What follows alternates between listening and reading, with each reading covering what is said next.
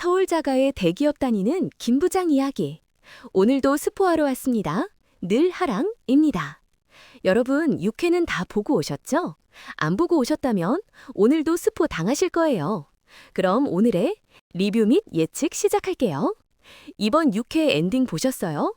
와, 저는 정말 손에 땀을 쥐고 봤잖아요.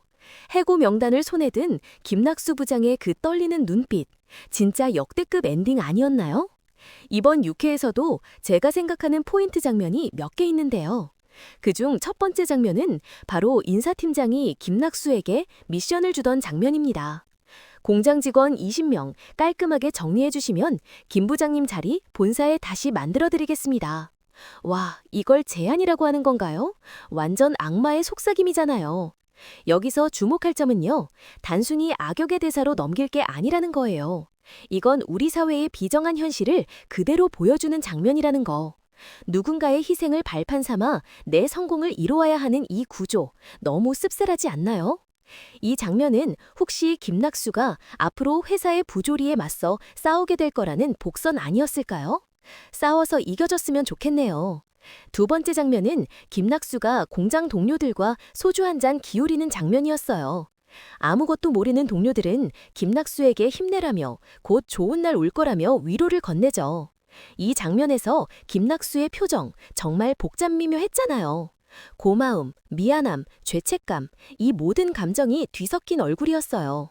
저는 이 장면이 김낙수의 인간성이 아직 살아있다는 걸 보여주는 가장 중요한 장면이라고 생각했어요.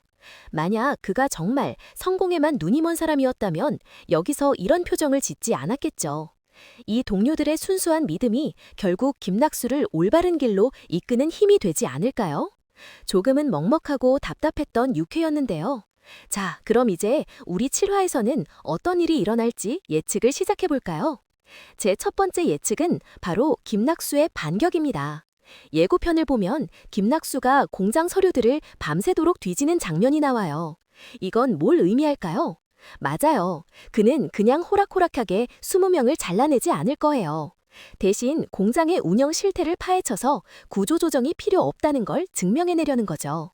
아마 엄청난 비리나 비효율적인 부분을 발견하게 될 것 같아요. 여러분, 김낙수는 그냥 당하는 캐릭터가 아니었습니다. 하지만 짠하죠. 두 번째 예측은 의외의 조력자 주영의 등장입니다. 6회까지 김낙수와 사사건건 부딪히던 사람이 누구였죠? 바로 공장 실세 주영이었잖아요. 그런데 제 생각에는 이 두 사람이 이제 한 팀이 될 것 같아요. 공장을 지키겠다는 목표가 같으니까요. 까칠하지만 속정 깊은 주영이 김낙수의 든든한 아군이 되어 회사의 부당한 압력에 함께 맞서 싸우는 거죠. 이 둘의 티키타카 벌써부터 기대되지 않으세요?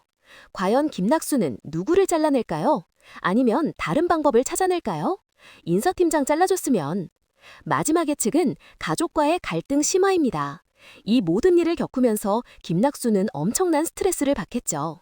하지만 가족에게는 차마 털어놓지 못하고 혼자 끙끙 앓을 거예요. 결국 아내와의 갈등의 골은 더 깊어지고 아들과의 소통은 더 단절될 수밖에 없어요. 과연 김낙수는 일과 가정, 두 마리 토끼를 다 지킬 수 있을까요?